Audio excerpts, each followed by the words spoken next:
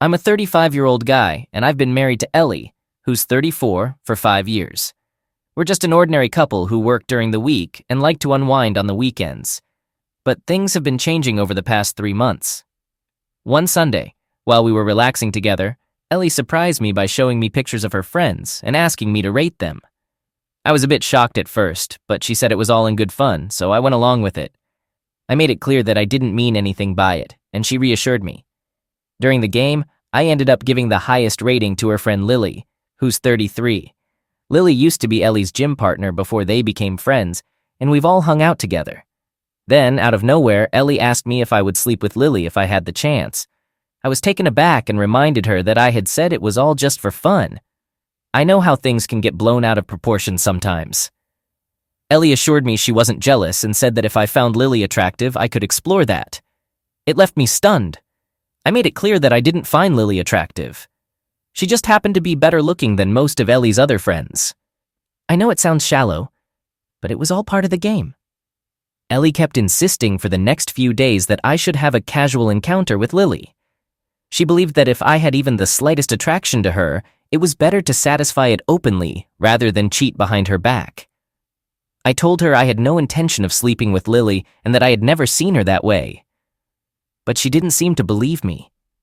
A few days later, we were at a house party at Lily and Joshua's place with just the 4 of us.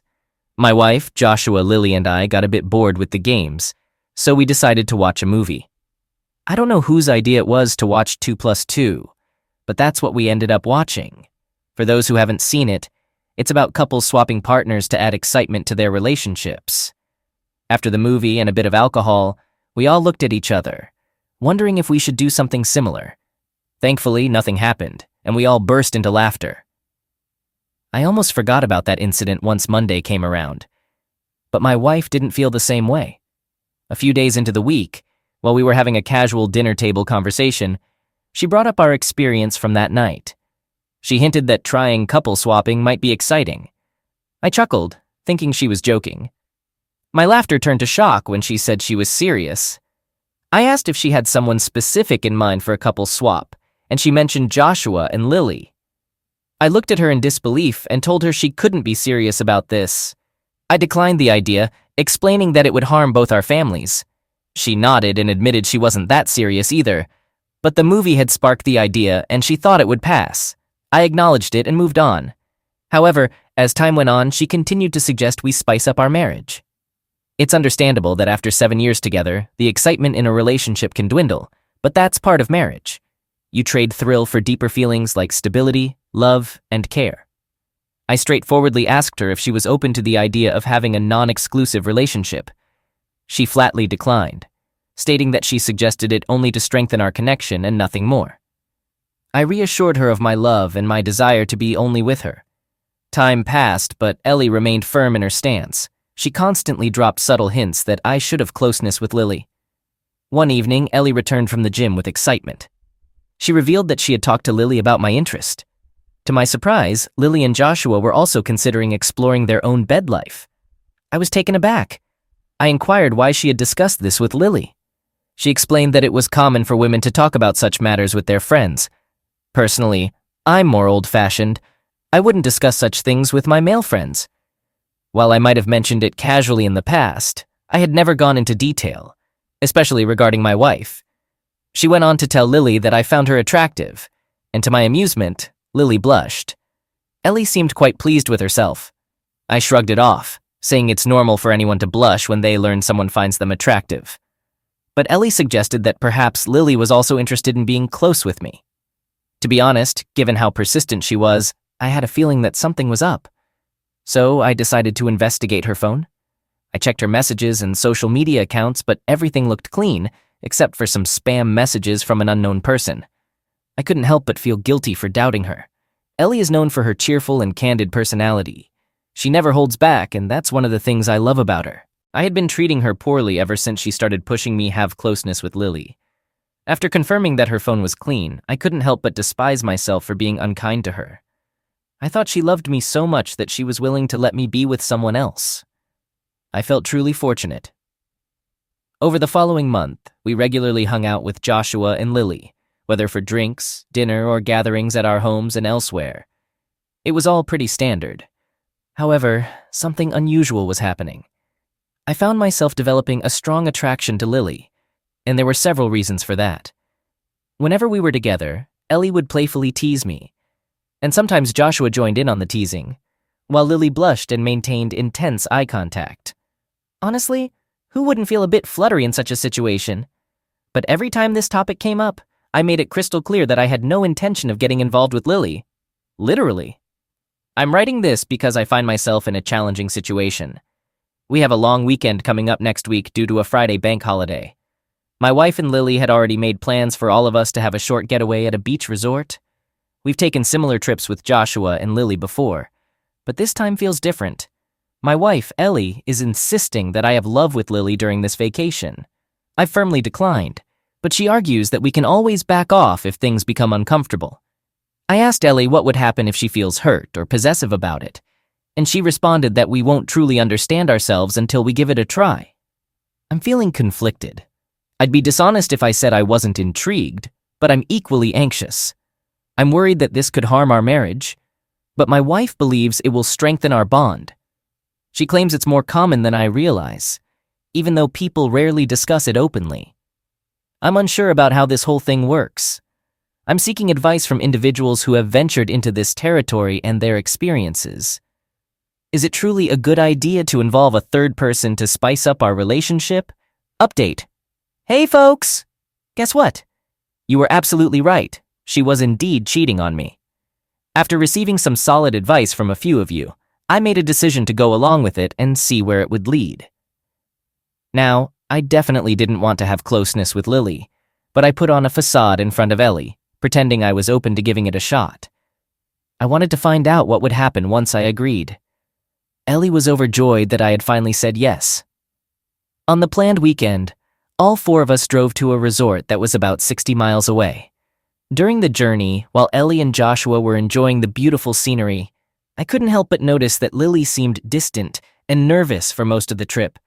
I wasn't feeling great either, but I was doing my best to pretend otherwise. I didn't have any concrete proof of wrongdoing. It was just a gut feeling. We arrived at the resort on Friday afternoon. The plan was to soak up the sun until evening, attend a party organized by the resort, and later explore our most desires. In short, everything was set up for Lily and me to get together. After freshening up, we had a sumptuous lunch and spent the rest of the afternoon lounging in the sun. I tried to have a private conversation with Lily, but she didn't acknowledge any discomfort. Instead, she smirked and said she was looking forward to the night. The party got pretty wild, but I made an effort to stay composed, anticipating the next step. Sensing my unease and alertness, Joshua reassured me, claiming everything was fine, and that Lily just wanted to have a good time with me. She was attracted to my physique. Now that I know the truth, I'm disgusted by his actions. I had no idea what time it was when we left the party, and suddenly I found myself in a room with Lily. We both sat there feeling awkward, and I couldn't tell how much time passed. She finally broke the silence and asked how we should proceed. I questioned whether we really needed to do this. She gave me a puzzled look. I then asked if she genuinely wanted to be close with me. She confessed to having a small crush on me but had never thought about being close until her husband Joshua put the idea in her head. I sensed something was off, so I asked her if she truly desired to be with me. To my astonishment, I discovered that she had been manipulated in a similar way as I had been. It all began with Ellie sharing the game where I rated Lily the highest. Ellie also mentioned to Lily that we were looking for ways to add excitement to our marriage. On the same day, Joshua came home and expressed how lucky he felt to have such an attractive wife that even I desired. Lily believed I had told Joshua about all of this, but it wasn't me. It was, in fact, Ellie who had spilled the beans. Or perhaps it was their plan all along. Since then, Joshua had been implanting this idea in Lily's mind. He asked her if she would be interested in having closeness with me. She refused multiple times, but he insisted that it would spice up and strengthen their relationship. Lily admitted she found my physique appealing, but not to the extent of wanting to have closeness. I made it clear that I never had any intention of it. I shared my side of the story, and she was shocked because all she knew until then was that I desired her. At that point, we both realized it was a scheme orchestrated by them. Lily confronted Joshua, asking if he and Ellie planned to do something similar. He denied it, stating he wanted Lily to experience it first, and if things went well, he'd consider it. I distinctly remember not talking to Ellie because I had no desire to be part of this game. I told her I suspected Ellie of cheating when she pushed for the hookup and checked her phone, but it was clean. We decided it was time to find out the truth. I wanted to confront them right away, but Lily insisted on catching them in the act to expose them. So, on the night of our supposed hookup, we planned to catch Ellie and Joshua outside. We knew they wouldn't risk anything at that point because we could back out and leave. When we went outside, we found them watching something on an iPad. They were sitting close. We told them we changed our minds and didn't want to go through with it. They looked disappointed and asked why. I explained it didn't feel right and they couldn't come up with much to say. I also said I had a sudden client meeting the next day, so we had to leave early. I suggested Ellie continue the vacation with Lily and Joshua, but none of them wanted to stay longer. We drove home the next morning. The four of us remained mostly silent on the way back home. Once we arrived, I changed and then left the house. I decided to drive to a coffee shop a bit farther away. About an hour after I left, Lily called to inform me that Joshua had also left the house, citing some urgent work. We both knew what that urgent work entailed. Lily mentioned that she had asked another friend to tail Joshua and would keep me posted on their whereabouts. As expected, they were found at my house. Before I left, I had told Lily I'd return home late in the evening, and they couldn't let this opportunity slip by. I hurriedly drove back to pick up Lily, my anger mounting as I headed home with the intention of catching them in the act. I used my key to unlock the apartment, and there they were, lying naked. Lily quickly took photos of them while they struggled to cover themselves up. Without hesitation, I stormed into the room, tossed Ellie's belongings outside the apartment, and demanded that she leave immediately. They both pleaded with us to hear them out. Joshua kept insisting that they were merely experimenting, similar to what we had done the previous night. I grabbed Joshua by the collar and confronted him, demanding to know when he started sleeping with my wife. Ellie tried to intervene, but I pushed her away. He claimed it was their first time exploring this sort of relationship. My anger intensified, and I tightened my grip on him, grinding my teeth as I pressed for a confession. I fixed Ellie with a furious gaze and told her I didn't mind going to jail for dealing with this parasite. I made it clear that either one of them confessed the truth, or I would deal with Joshua myself. Ellie, sobbing, eventually agreed and pleaded with me to stop. They finally confessed that they had been having an affair for over a year. Although they had been spotted together by a couple of my friends and one of Lily's, luckily for them, none had informed us.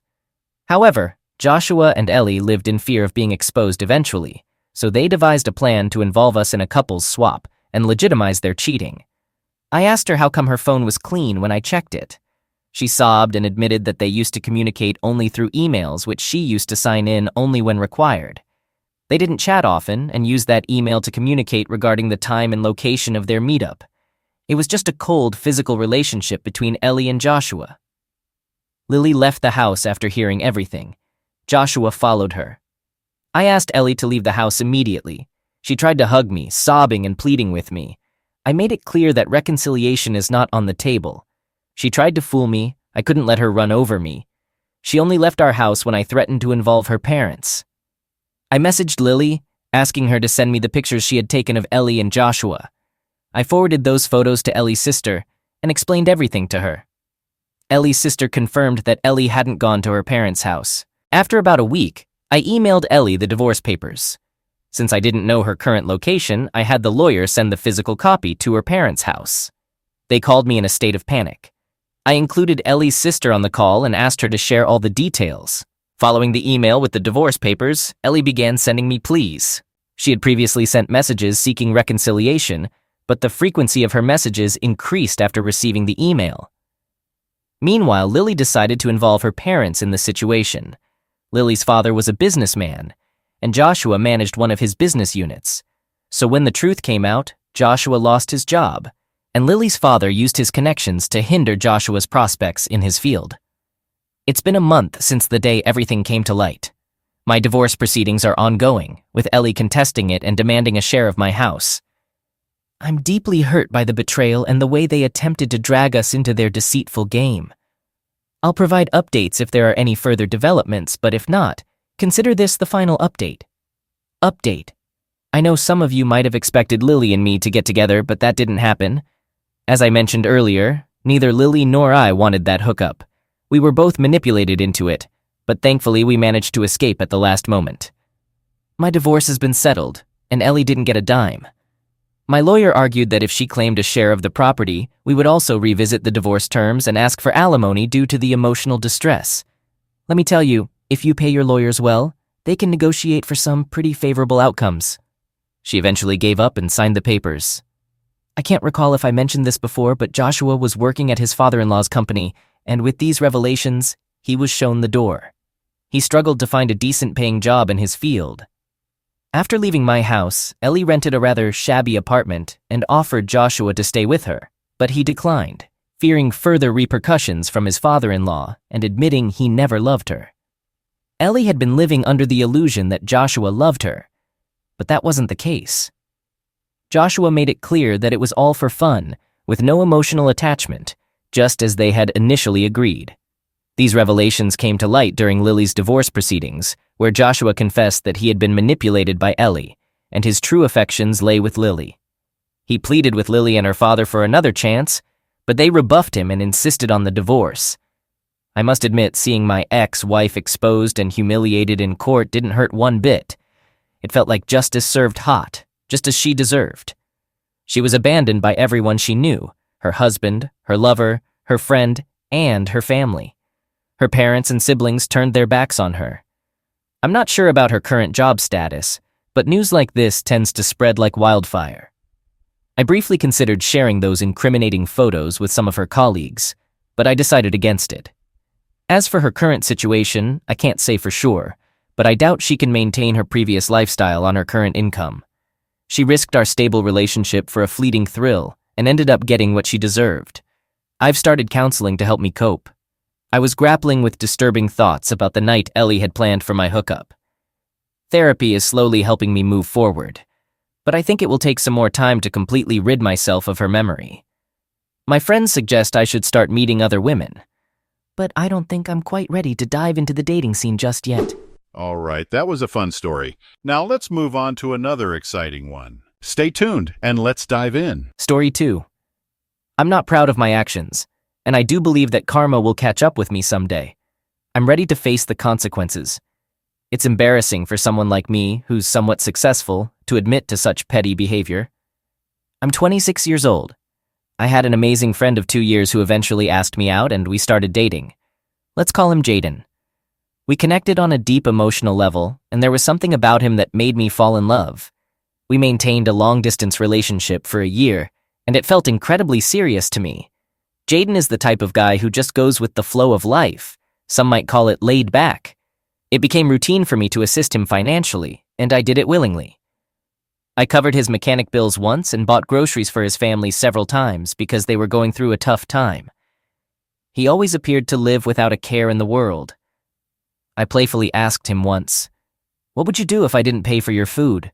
He'd respond, "Eat less or maybe nothing at all," while shrugging. Despite living 3 hours apart, everything seemed fine, and we visited each other frequently. But then, things took a turn. I learned from his sister that he had been communicating with other women while we were in a relationship. I confronted him, but Jaden denied it and refused to take responsibility. He claimed that I was the only one on his mind and that his sister didn't know what she was talking about. I believed him because of my love for him. However, 3 weeks ago, a mutual friend revealed that he had been seeing another woman in his town and having closeness with her. When I confronted him about this, he shifted the blame to me, saying, "You know it's hard for me to control myself, and you've been neglecting me. You should understand that the distance is tough on me." This wasn't accurate during our time apart. I visited him every other weekend when I could afford it, and we communicated daily. He also accused me of not wanting him to live with me, which was true, to be honest. But my reason was that I didn't want to support a grown man and pay his bills.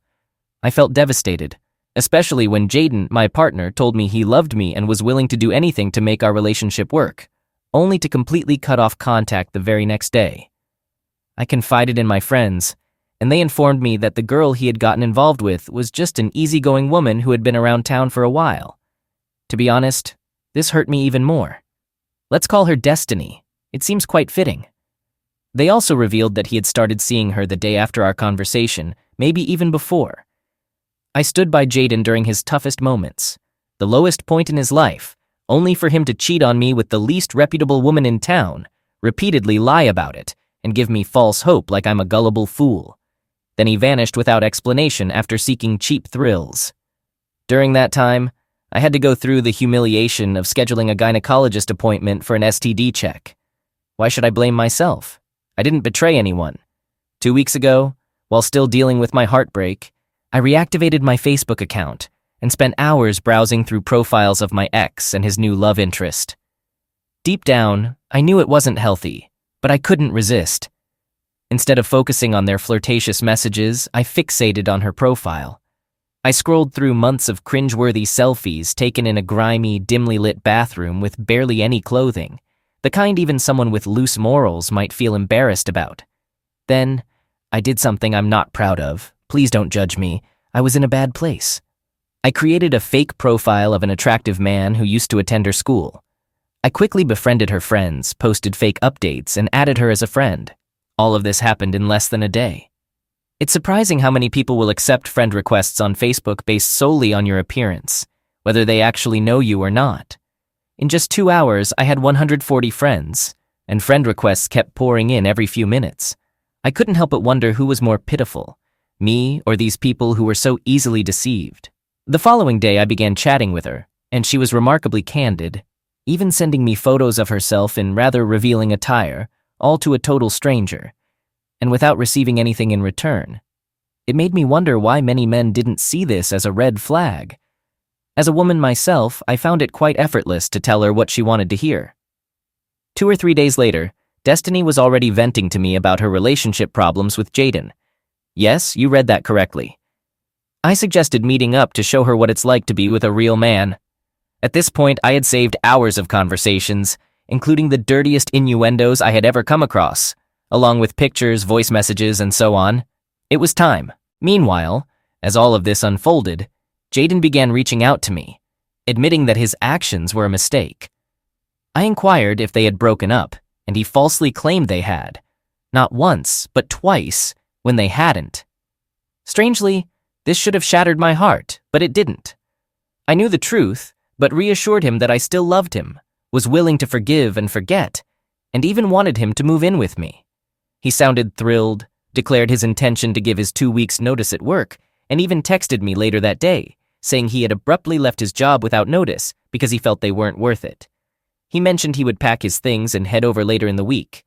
I'm aware that karma will catch up with me, but this was my way of getting revenge. I posted all of our conversations on the fake profile, tagged her in it, and shared the pictures and videos exclusively for my ex to see. Then, I watched the drama unfold before deactivating the fake account. I received 53 likes and 82 messages. Her social circle, friends, and family all witnessed it. Jaden saw it too, and coincidentally immediately messaged me saying, "Hey babe, just wanted to say that I miss you so much, can't wait to be with you again, miss you," without mentioning anything about the other girl. Little did he know that I was more informed than he realized. Friday comes around, and he informs me that he's heading to my apartment. It's worth mentioning that I recently moved, so when Jaden was en route, he didn't know my new address. So, I suggest we meet at a nearby CVS where I can guide him to my place. Classic Jaden, he responds with, "Sure, but I'm running low on gas. Can you fill up my tank? Don't forget your credit card." I, in my forgiving nature, agree, and tell him I'll do it once he arrives. Soon, I receive a text saying he's at the CVS and asks for my whereabouts. I deliberately ignore it. 30 minutes later, he starts blowing up my phone like an aggressive telemarketer from an overseas call center. I ignore his calls. I admit, I was a bit petty, letting it ring once so he knows I'm sending it to voicemail.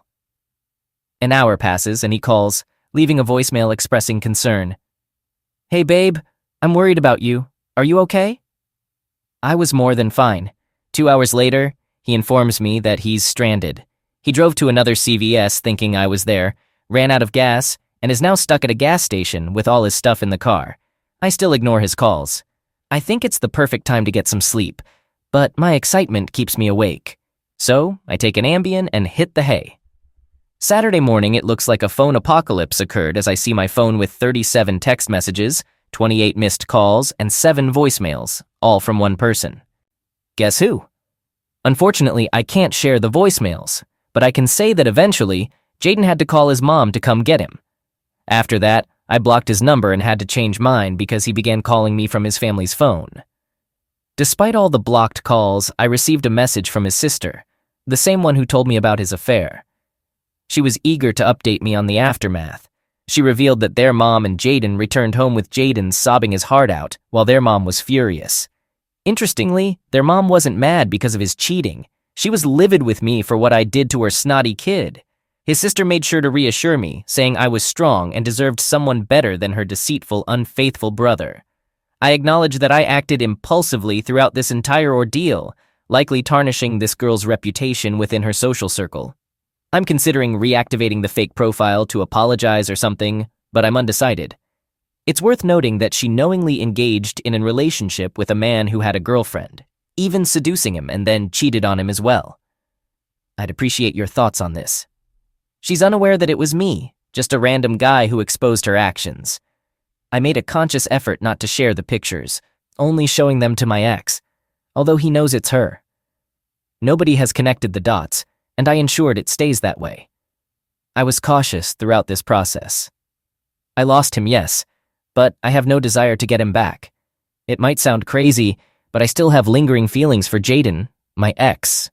He'll never forgive me now that he's jobless, and the whole town knows his business. Destiny even admitted his wiener schnitzel is tiny, trying to shift the blame onto Jaden instead of taking full responsibility.